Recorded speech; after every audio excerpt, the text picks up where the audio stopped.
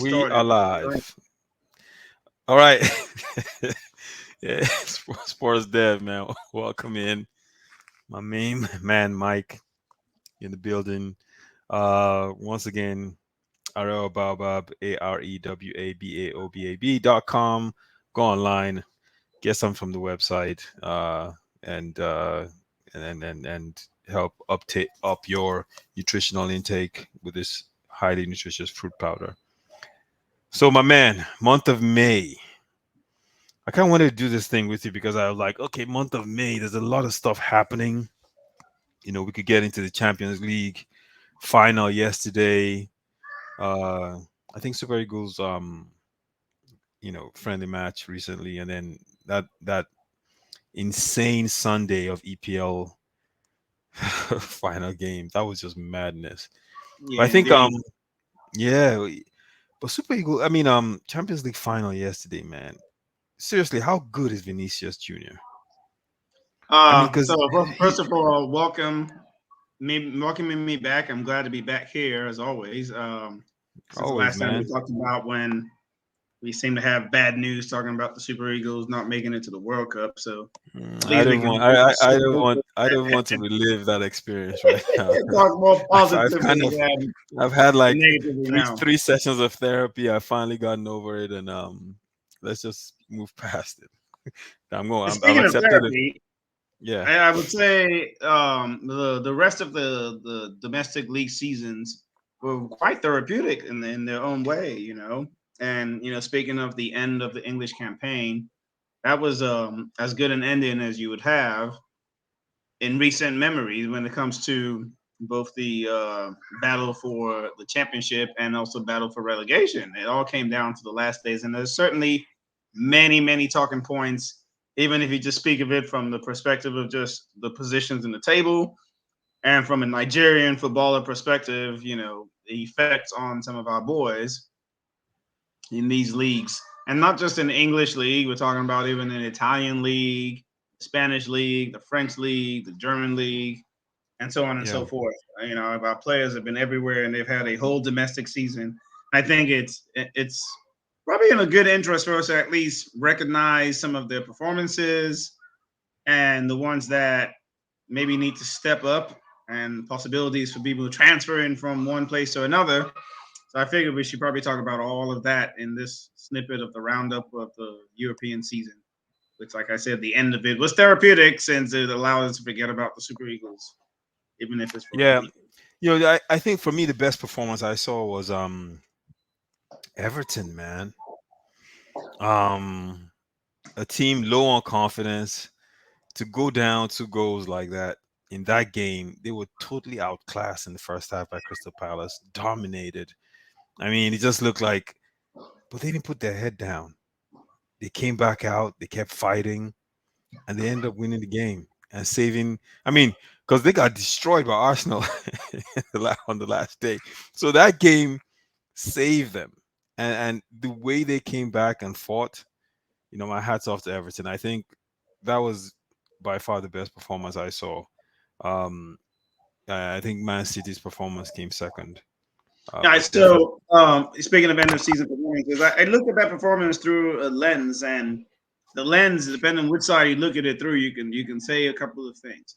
One, yes, you got to give them hats off, and commendation for that comeback against Crystal Palace itself. If you take that game as an isolated incident, all the circumstances surrounding what was going on in yeah, relegation, yeah, you would say, okay, yes, this is shows fight. The fans coming together in Everton. Guys like Alex Iwobi's uptick of form, which in no small part led to their ability to stay up in the Premier League. correct. But you look at it from another perspective. So in that game alone, in fact, I would even recommend that game is in the nominees of maybe you say top 5 games, top 3 games of the season, last season in the English Premier League. That game will stand out and be one of them, if not the game of the season or Hmm. performance of the season. However, when you look at it from another perspective, well, some will argue that let's even pick Alex Iwobi in particular. He's a $40 million transfer fee man That's what Everton pays. Was he that high? 40, 40 40 mil? million pounds. Yes, 40 million. Is it No euros or pounds? One way. of those two. Yes, and you pay 40 million pounds. You don't know what the best position for the player is. That's kind of a microcosm of how I think Everton fans feel. Like there've been investments into that team, and if you look at the overall total cost of the team, they should not be in a relegation battle. Ho You know how you like look at it and you spin it. The guys like Richarlison, they plays for Brazil. And opposed to the goalkeeper, the English national team goalkeeper, who actually probably was the best performer through the stretch down the stretch when they had to save themselves from relegation. You would argue that a team like that spends that much should not even be looking to be in that position. So a lot of people, as much as they're happy that they got saved, they didn't go down. A lot of people are looking to say, okay, so how do we not repeat this same situation next year? Because they have a problem defending set pieces, corner kicks in particular. They concede a lot of goals from there. You certainly will not say Alex Iwobi has given them a return for the money investment. Although, yes, he's uptick in form. But when you pay Yeah. $40 million for a midfielder, you're looking for at least 10 goals and maybe even 5 to 6 Yeah. at minimum. That's why I was surprised that he was worth that much, because he's not known for his goal scoring ability. He's known for making runs, controlling the ball, giving certain passes, but he's not a finisher. So Yeah. And that's where people will tell you that sometimes English raised players will demand or command a little bit more of a fee because they count against the requirement that the Premier League has, where you have to have a certain number of English raised players that are on your squad. And yeah, that's why the transfer fees for even semi stars seem to be off the evaluation in the Premier League is much higher than the evaluation of those same players were to take the talents and go to a Real in Spanish league or even German league or Italian league. So that's just the way it goes. But yeah, one would argue that will be certainly has not been worth 40 million, whatever it was in the transfer market.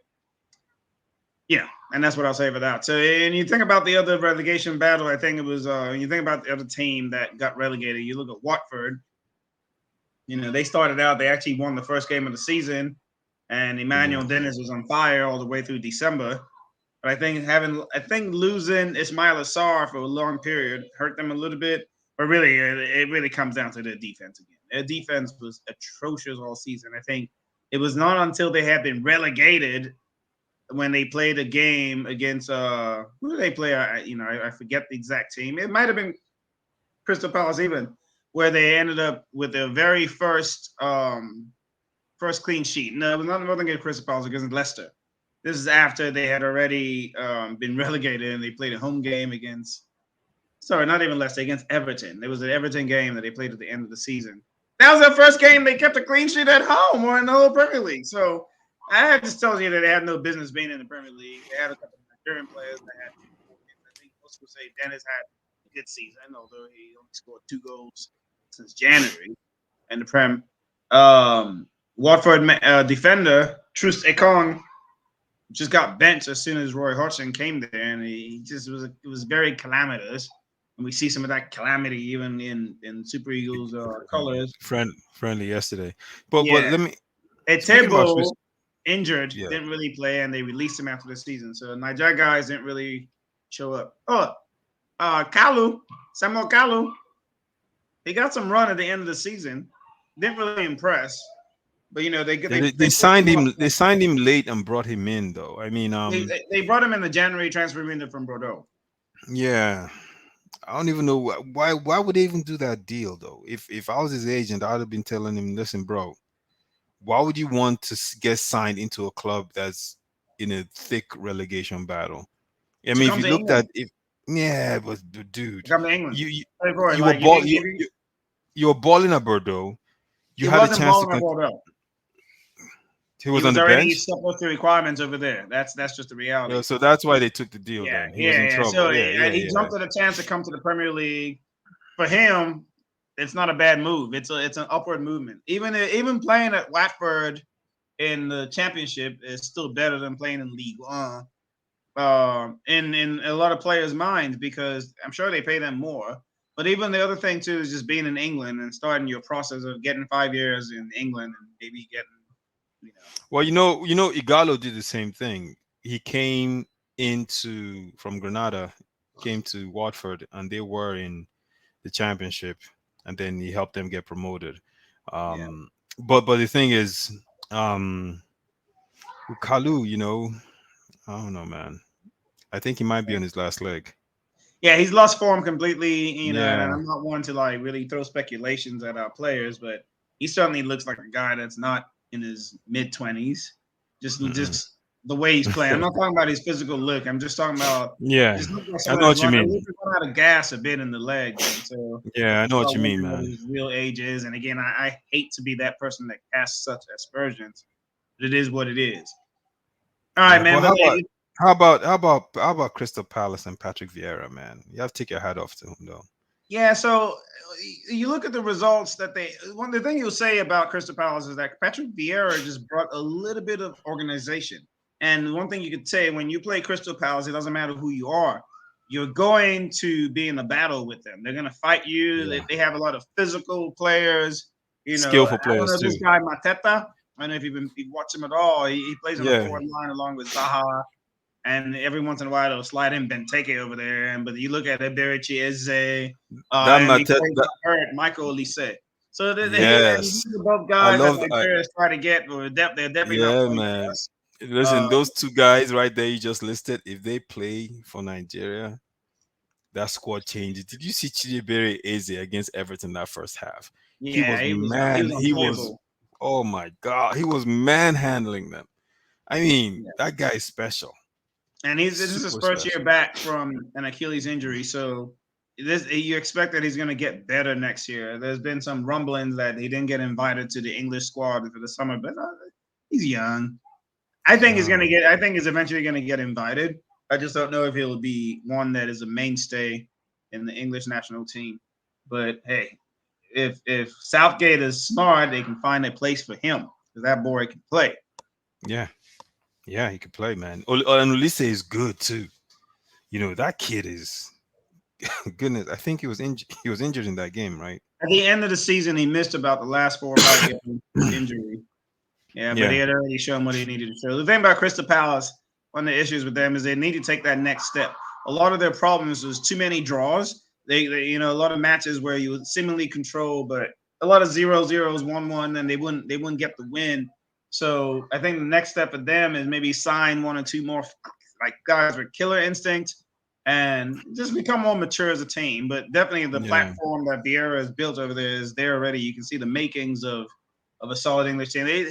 In my opinion, they should be immediately challenging for a European spot, whether it's a Conference League or Europa League.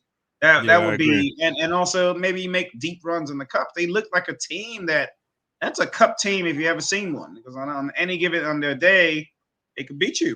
And I think actually that's what they did. They didn't drop in. They didn't lose all season to Man City. If you look at their record against the top two teams, it's very admirable. They can stand up to anybody in the Premier League like that. No, 100%, man. And then City, I mean, that game pissed me off though. Villa pissed me off in that game because I was watching and I was like, okay, happy to see Villa just put them to the sword. And then they gave up 3 goals in like what, 15 minutes? Yeah, but you can't blame those guys too much, man. Most of those like one of the things about the end of the season. I tell you about the Premier League. Uh, You know that at any given Sunday, anybody can beat anybody. That's for sure. But there is one Sunday, that last Sunday of the week, those teams that have nothing to play for, they'll give you a decent shit for 45 minutes, and after that, all bets are off, man. If the boat gets rocked, there's nobody to like remove the water from inside. They sink with the ship because at that point, man, who cares? oh yeah. They did their Oh yeah. job. They made it entertaining. But I certainly Yeah, thought Man City were in trouble when they were down 2-0 early in that yeah. match after Coutinho had scored the second goal. But it Yeah. also shows the attitude, man, and the drive. And also, honestly speaking, let's just call it what it is. It shows the depth that Man City has, and when you have that on just unstoppable tap of oil money coming in, you should have depth. Because what do they do at halftime or in the second half? He brings in Gundogan, He brings in Raheem Sterling. Those two guys alone, and brings in Zinchenko. Those three guys alone, those three guys in particular, all made a huge difference at the end. It's like, but how many teams have those kind of guys you get on the bench? Very Imagine few, very Sterling is few. coming off the bench, you know. So But speaking about City and kind of transitioning into Champions League, I mean, that's why, like yesterday before that final, someone called me. He bets on games, and he was like, "What do you think, man? What do you think? What do you think? Who you got?" I was like, "Yo, I think Real's gonna get him." He's like, "Why?" I'm like, "Look, Real beat PSG, they beat my boys, they beat Chelsea, and then they beat City, and in all those games." They had a fight and they showed grit and they came back and they beat good teams, especially the City game. I'm like, you don't do that to certain teams. I said, so you're, Liverpool is playing a team with a lot of confidence, a lot of drive, a lot of grit. They've shown they have heart to come back and win games. I'm like, I don't see how Liverpool beats these guys. They haven't, these guys are battle tested. They're battle test. solid.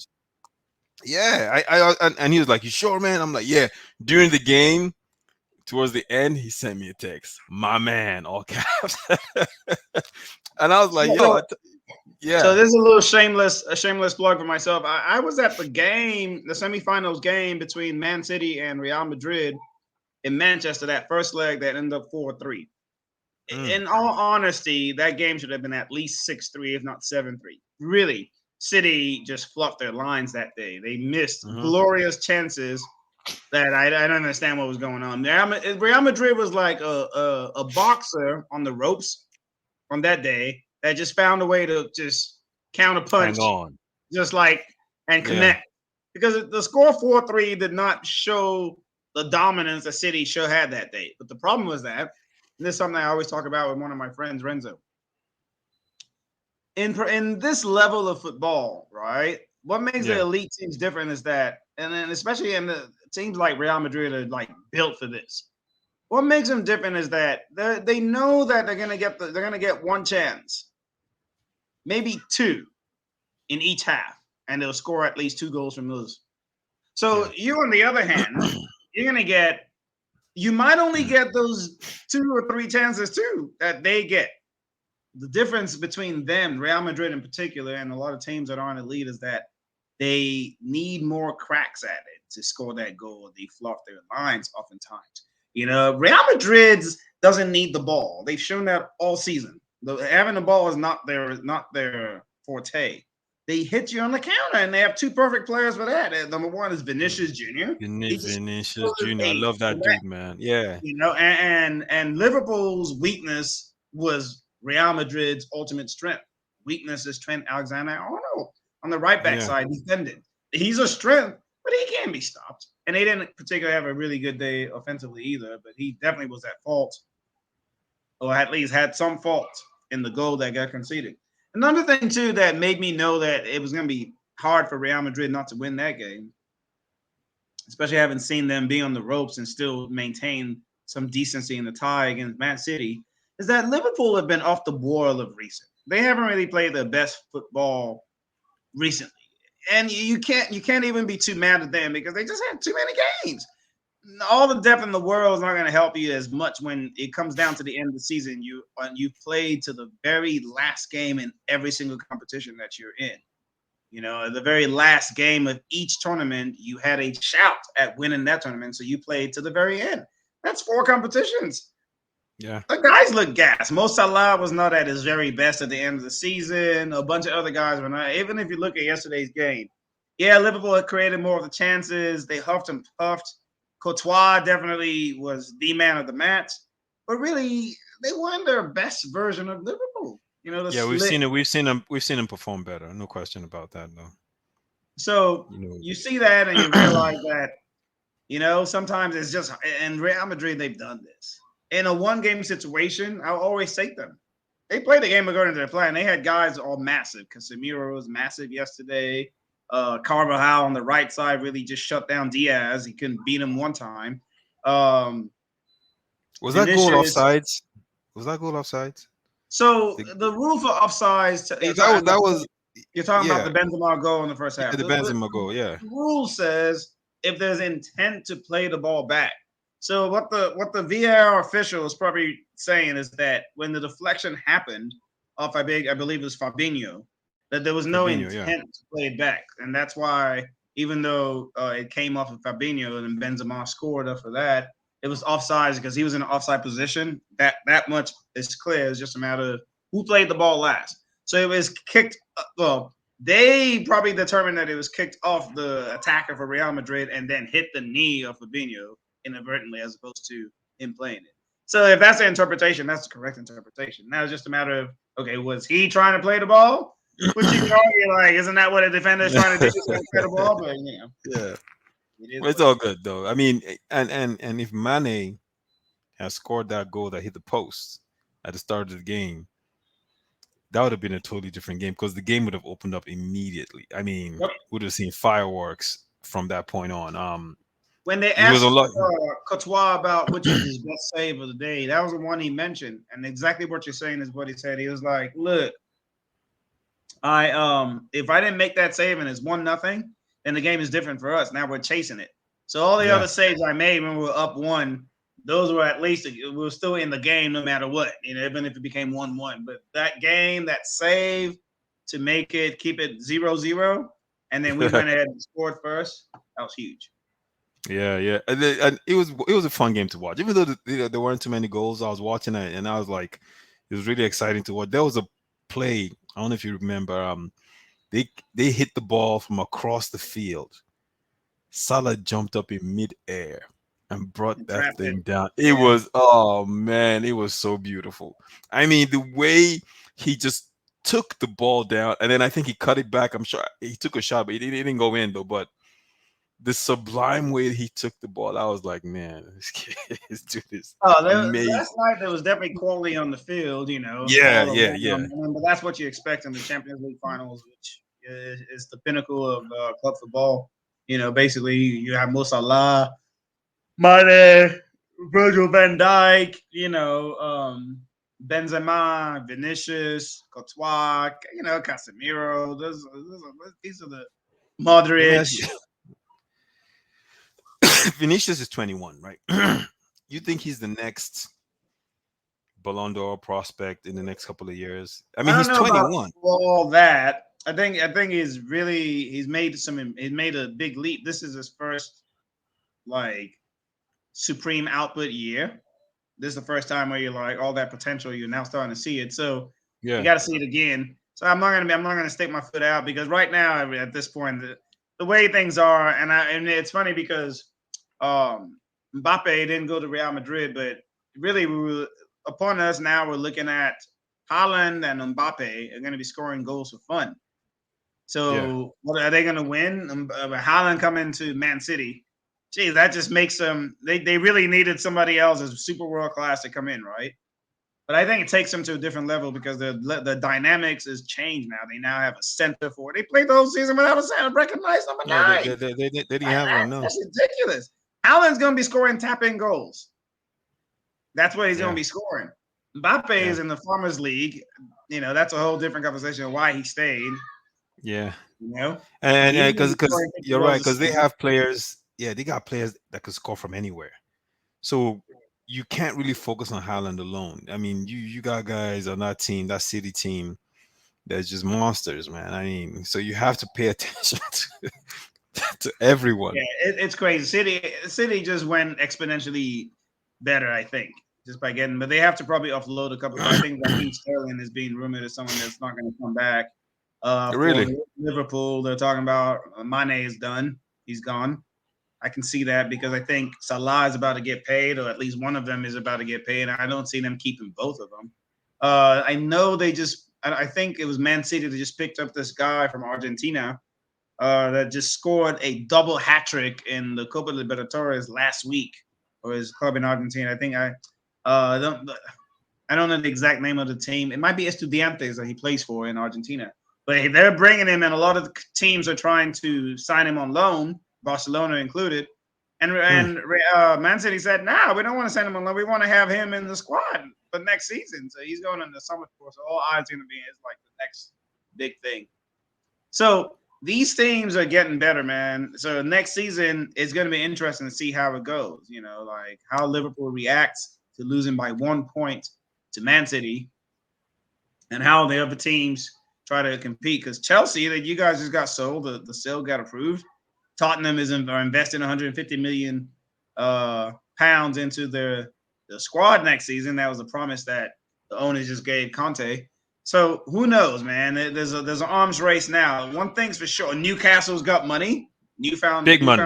money. Big money. Yeah. You know Yeah. they're gonna spend it. So they're not gonna sit idle. So one thing of Man City is showing us you got to spend in England. You can't be sit idle. You sit idle, you're gonna get left behind. And these No, teams you, are you you very, can't very afford to you ambitious. can't afford to sit idle, man. That league is just savage. I mean, just truly savage. And here's the crazy part, right?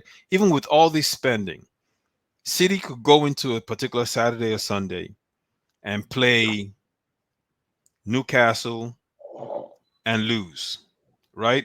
They could go into a game and play, you know, shoot, Leeds. I know they fought for their lives to stay up and lose. That's the beauty of that league. It's like when you least expect it, right? Or you could have international weekend and then they come back and the team just plays like crap and some low level team just comes in and destroys them. You Yep. know what I mean? Yep. And it seems like off those international weekends, if you're a gambler, that's usually the best week to bet against the big boys. Most of their players are the internationals, right? They just travel from to Africa, South America, and so on. They come back to teach.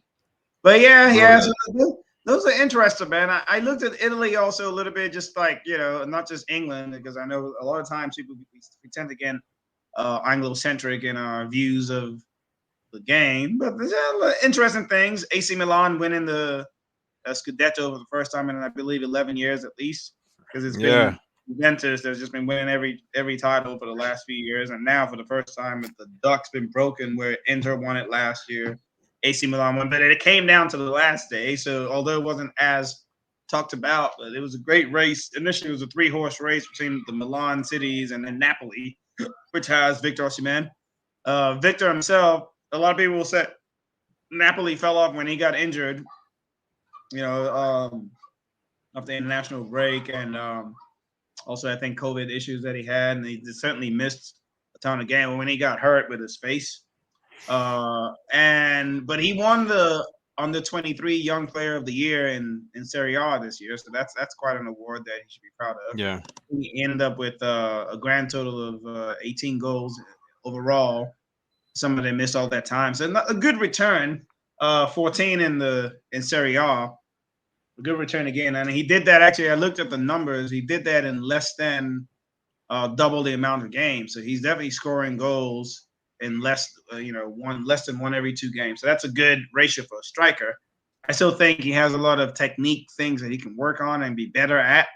And also learning to like hold up play and link up play with a team a little bit more. There's more for him to learn, but he certainly seems to be one of the few players that has world class ish ability in the Super Eagles squad right now. I think. So let me ask you this. I know I'm jumping ahead because we haven't gotten to that point yet, but how do you think he fits in with that team we saw play Mexico yesterday?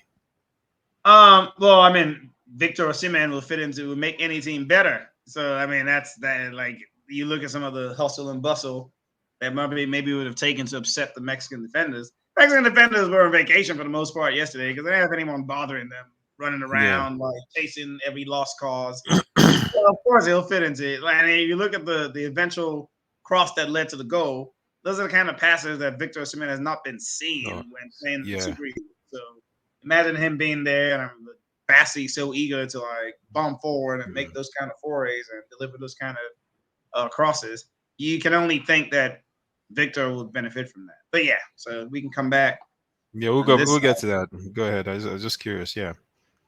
Yeah. Anyway, so but yeah, it was a good race in Italy. Olaina in Italy, kind of surprisingly, didn't really play much since Afcon. That was a little troubling. And even yesterday's match, it seemed like he was injured. He wasn't available.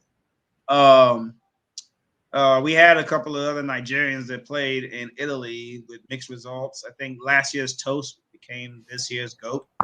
Nwankwo scored 20 goals for Crotone last year, even though they got relegated. Got signed with Salernitana.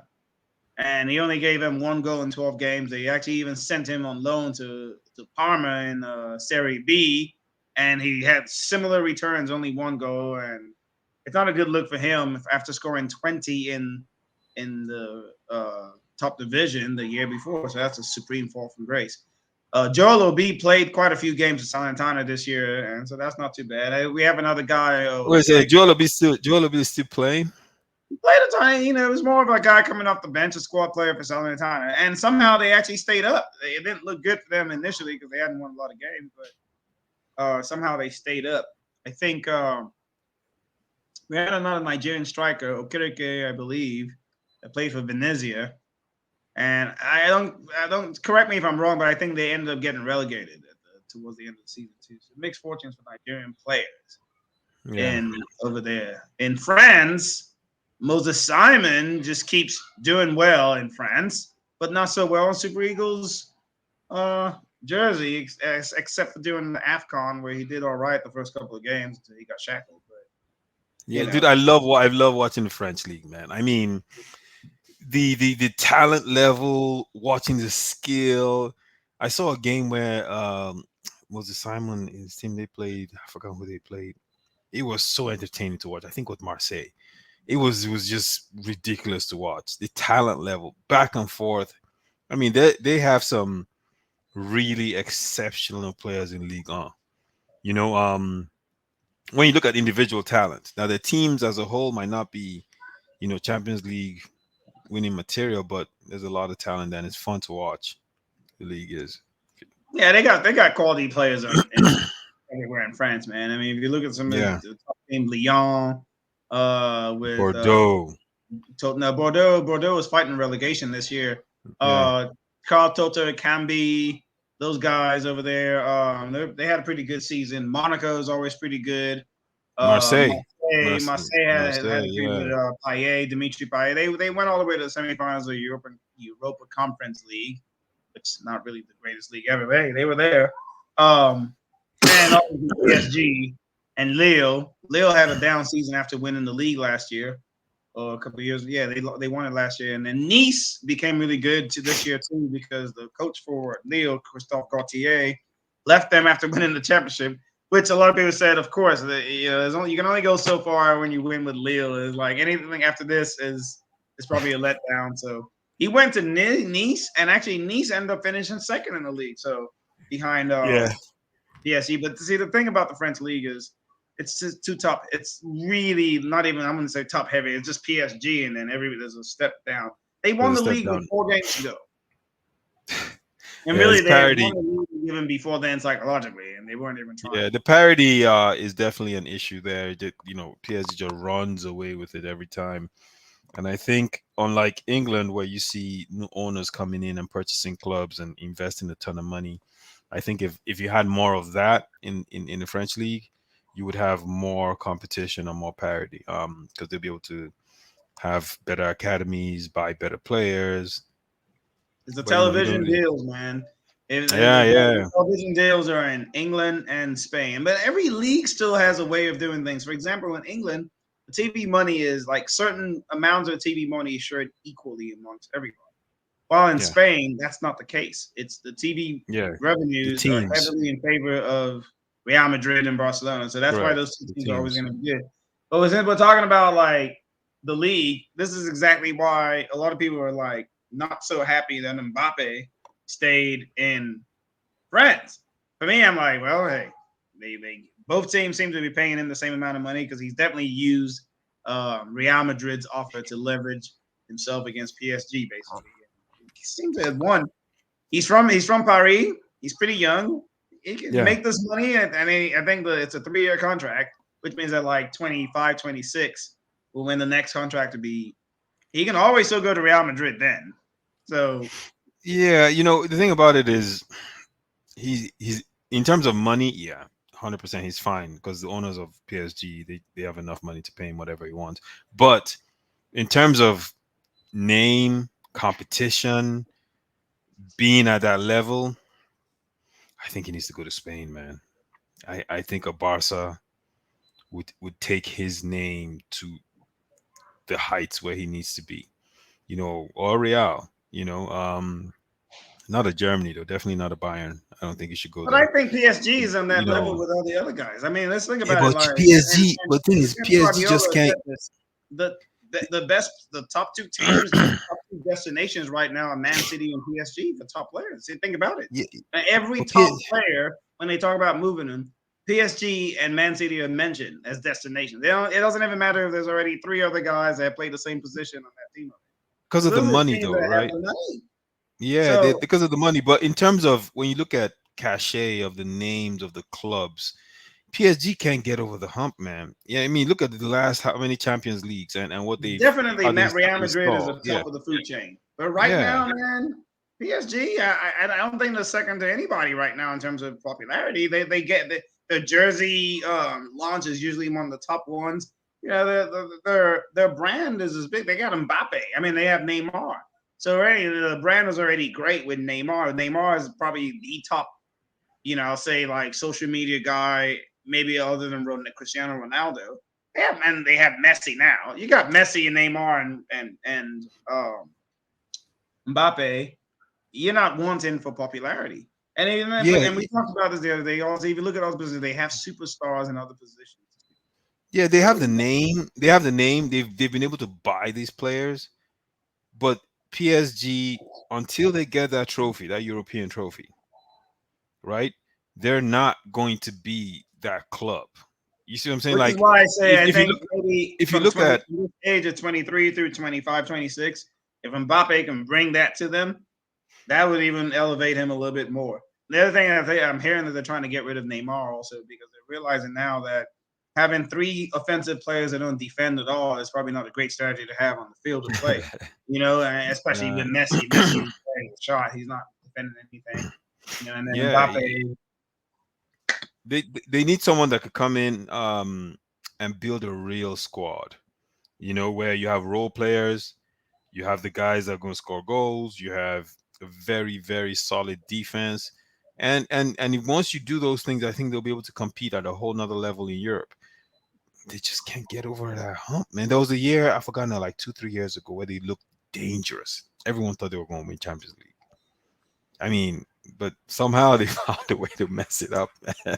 Well, They, they're unbalanced. Overall, they're unbalanced. Heavy. Like I said, you can't have all offensive players and not enough yeah, defensive solidity. They're getting there. I think Man City is in the same position. They haven't won the Champions League either. And that just yeah, shows you the difficulty of winning, which is why you look at teams like Real Madrid that are just consistently winning it, and you're like, these guys have that pedigree. They they do. inside of interwoven in the DNA of the entire team is that culture of winning the Champions League. Even But Courtois said it in the lead up to the game when they were interviewing them. He said, "We get to finals, we win it." They are in the Champions League era. They're 8-0 in in finals. finals, yeah, look, They don't lose and finals. and you gotta realize Real is the like you said, long history, Galacticos, long history of doing this. They have the tradition. They just have it. They're the Barca is like that too. They just have that. There's certain clubs. Liverpool, believe it or not, is like that too. Um, they didn't get it yesterday, but they could have, and they've done it Yeah, well, before. somebody had to lose You know, yesterday, so exactly. Bayern is like that. Chelsea's like that. In the last couple of years where they've won the Champions League. United used to be like that. Where they would win Champions League. So there are clubs that have been there, they could do it. But City, they have the money, they have the resources, they have the players. Something's missing. a lot of people You think know, it's Pep Guardiola. Like, at first, they used to blame him a lot, and it was actually a very warranted criticism. Where almost every big game, he tweaked the team, he overthought it, tried to like be too smart, and they ended up not playing to their principle. Quite frankly, and I don't know what happened at the end there against Real Madrid in that second leg when they just give up those two goals. The mentality thing.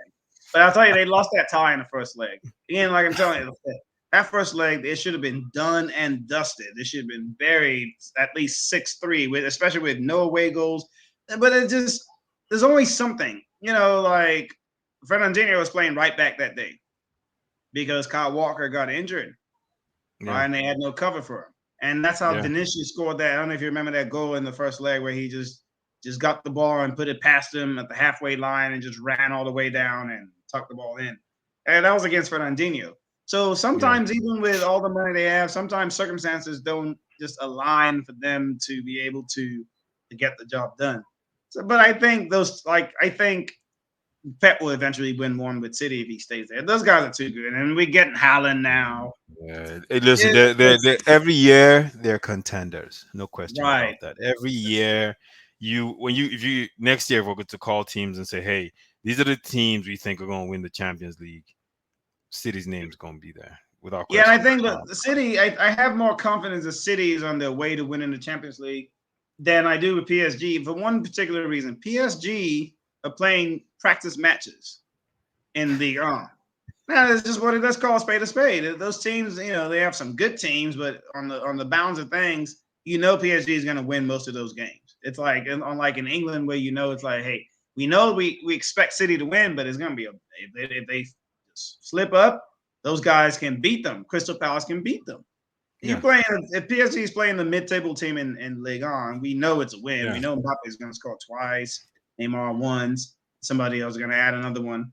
So it's probably going to be 4-0, 4-2, 4-1. Those are usually the scores of their games anyway. Yeah. So they don't have that toughness by the time they come to Champions League. This is why they end up losing when they play teams. And they're a little bit unlucky too. It's unfortunate that you playing Real Madrid in the round of 16 because Real Madrid probably, whatever the situation is, it's a bit unfortunate, right?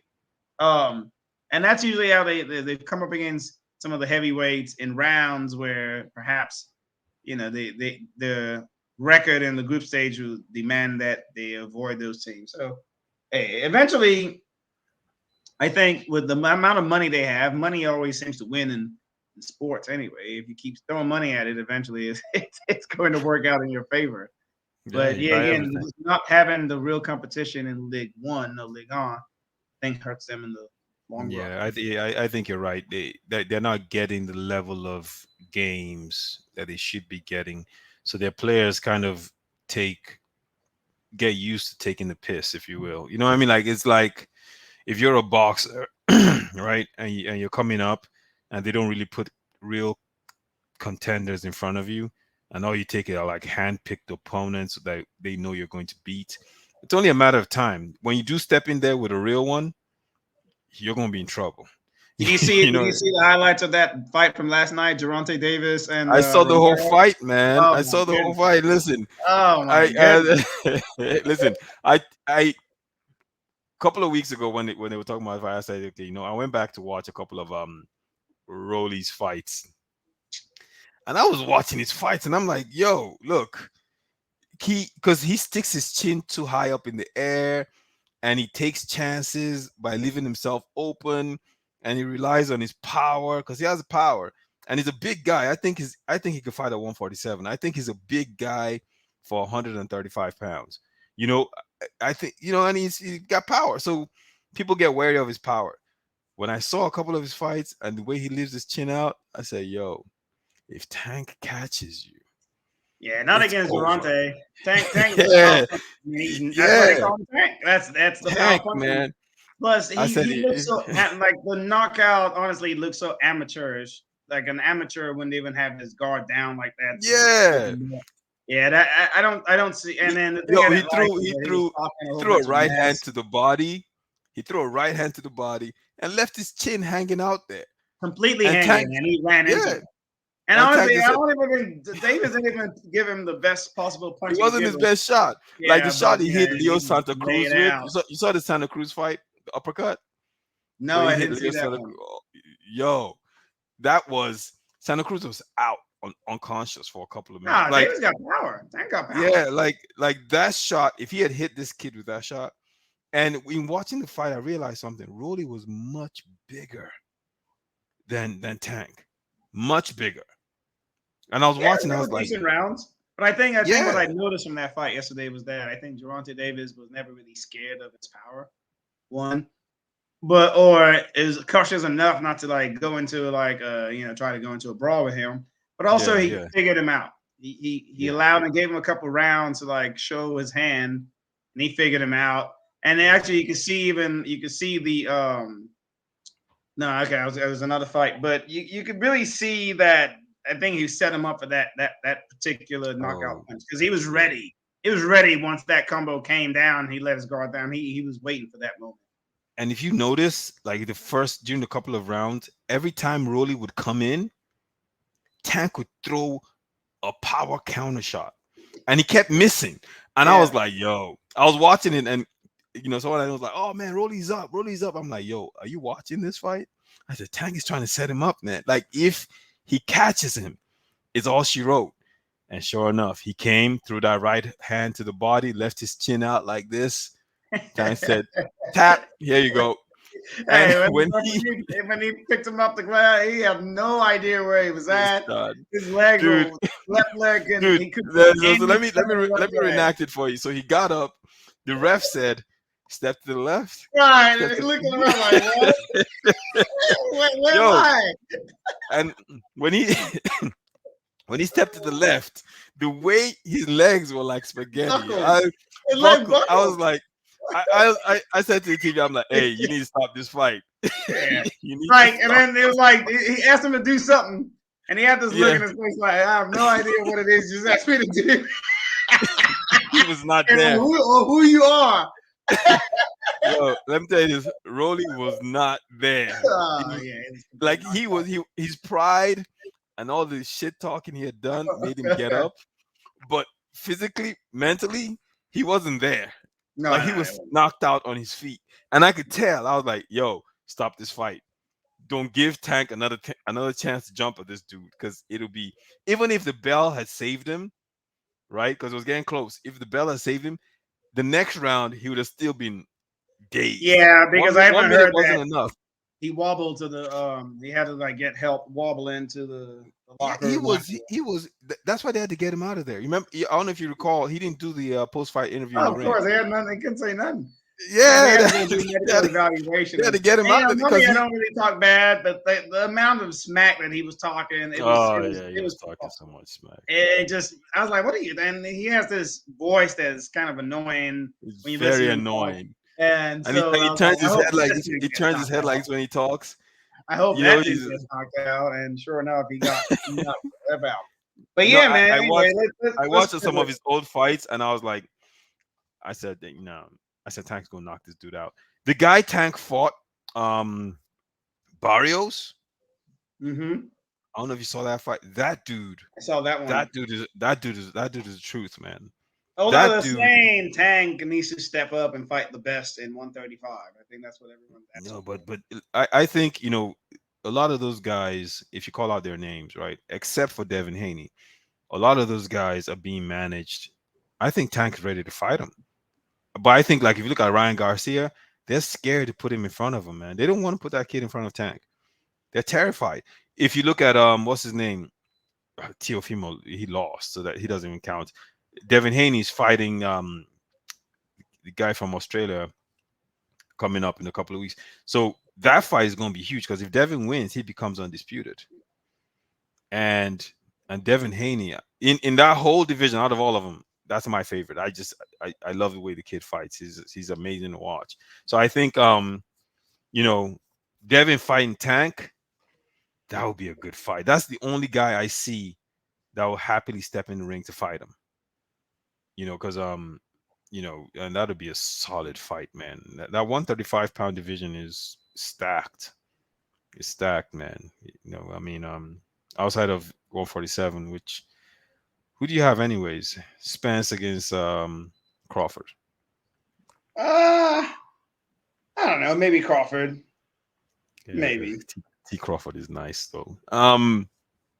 I'm an Errol Spence fan. I like I Terrence mean, like Crawford. Don't both get me are wrong, like but this is good. That's a good matchup. oh man, the, it's very rare for me to look at a boxing match and not know who to pick. That Right. fight, that fight, I I'm totally stuck. I don't know who would win that fight. I'll be honest with you. I I haven't really don't really, know. especially since the pandemic. I'll be honest. I haven't really followed boxing as closely. Just Yeah, because I've been on it, just for whatever reason, I just haven't. Even though I think honestly, it's just been saturated way too. Because it seems like there's a fight every other day or something. I'm like, what? yeah, It's just too much with everything else going yeah. on. I think I dedicate a lot of my time watching sports and watching football and all the Yeah. other sports that I watch. But yeah, anyway, I wanted us to pivot to talk about these Super Eagles because we Oh saw yeah, them our play game from yesterday. yesterday. We Yeah. know they have another friendly coming up against Ecuador on Thursday. Yeah. What do you think about the So, game? I didn't catch the full game. Like I told you, I saw the highlights. And I mean, it looked like Bassi kept coming down that left, and he kept crossing the ball into the box, and he's like a locomotive, man. That guy. I mean, the way he plays, he's just. It reminds me of like a Michael Essien type of player. yeah, Physical, he's an strong. engine, man. He's an Yeah, engine, man. and he's like a Cadillac right now. And right now, no one is in better form across all Super Eagle land than that particular guy. Some even argue his form is as good as any in all of Europe right now. He certainly Yeah. had an exceptional performance in the Europa League final. It was by far a massive man of the match performance there, even though they lost in penalties. And only 3 days later in the Scottish Cup final, he backed that up in another man of the match performance. I Wow. think he ended up with an assist, just very similar type cross that he made time and time again. That the one that gave the goal yesterday. But in yesterday's match, if I had to overall analyze the game, the circumstances were. I remember this time last year we also had those friendlies where we played against Cameroon. It was actually back to back, and it was the end of the season, the long season. It was very lethargic. Our guys just looked like they didn't even want to be there. It's like we're only here so we don't get fined type deal. And that's how the first half looked, except worse because at least last year we Raw had the complement of his full, just about his full squad, just about, maybe missing one or two guys. But in this particular one, with the withdrawals, a lot of guys not showing up. Victor Osimhen wasn't there. Samuel Chukwueze is not there. Kelechi and Achor is not there. A bunch of Ndidi obviously is injured, but a bunch of other guys, Emmanuel Dennis, are pulled out for one form reason or another. I don't know what the situation is with Bo, because we certainly need him to play in a couple of days or a couple week and a half when we play the qualifier against I think Sierra Leone. We're playing. I actually have two qualifiers in African Cup of Nation qualifier group. So I'm wondering why he's not, whether he's going to come to camp or whether Samu will come to camp. Some of these guys, I know they had long seasons, and I can certainly understand why they would want to skip I don't want to call it meaningless, but to a Super Eagles, it doesn't really have much, in terms of meaning. And the other thing too, so in fact, what I like is a new coach, Pesiero. He started all 11 players. He started with the only 11 players that were foreign based players in camp. So it just so happened that the formation he tweaked and just adjusted it. He just had just enough players to play in that formation. It's interesting to see Muffy and Dessa start in what seemed like a 3-5-2 formation with Moses Simon bumming down the right as a wingback, and obviously Calvin Bassey bumming down the left as a wingback. But to start the game, we couldn't even touch the ball. The Mexicans had the ball because you can see the guys didn't really know what their role is completely. Because if you have that kind of formation, you need to be just compact defensively. The wingbacks are probably the key to that game and making sure they close down the spaces. Those spaces were wide open, and the Mexicans were just taking advantage. I think I'll be honest, the first 10, 15 minutes, our guys barely touched the ball. Barely touched the ball. And the first goal, it was coming. If you were honest, Mexico should have been up by 3 goals, even 4 by the end of the first half, because they had like glaring chances that they either missed or Luzon had to make some saves on.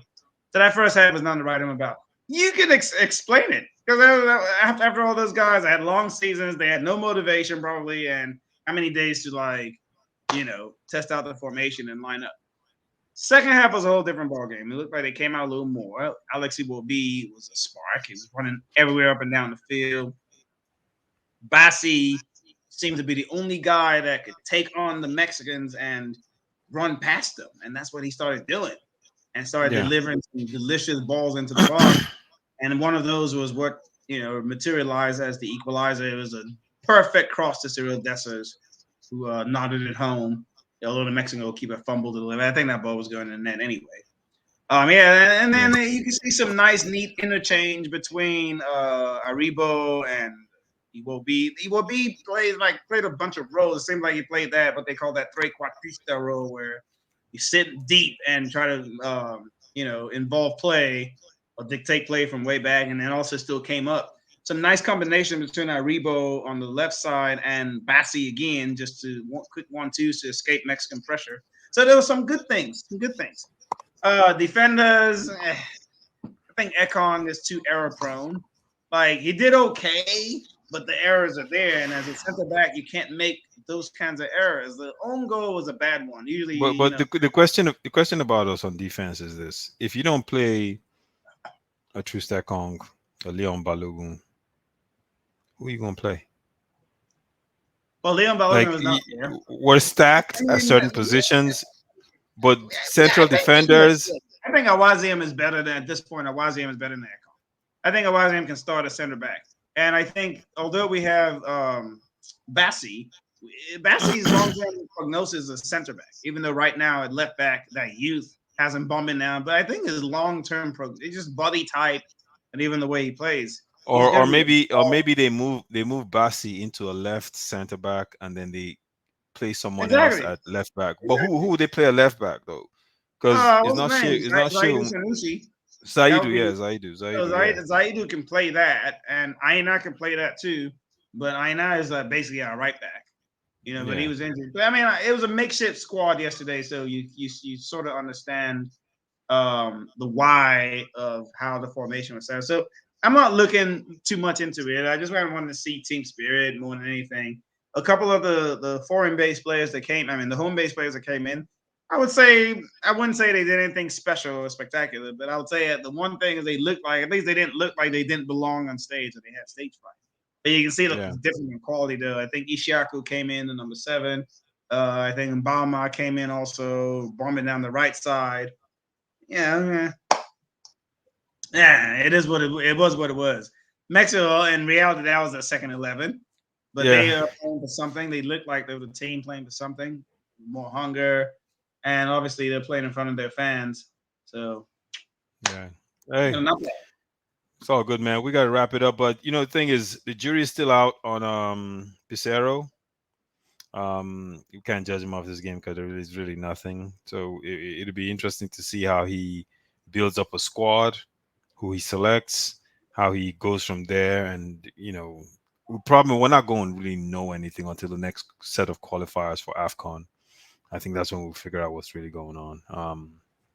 So we'll see, bro. Yeah, I wish him all the best, obviously, because no matter what, we always root for the Super Eagles. But I can't Yeah, really pass any judgment of that one game. That's impossible to really realistically make any statement. So, like you said, I agree with you. Probably not till. I mean, look, it takes a while. You have these guys for only a couple of days. I think the circumstances are extenuating right now. It remains to be seen whether we're going to get the other players back for the actual qualifiers. Because, quite frankly, I hope this is not the team we're going to use to prosecute against the African terrain. But if it's what it is, then it's what it is. But at least one can say these guys have been together now for it'll be 10 to 14 days before the actual qualifier. So that might be a yeah. positive. Who knows?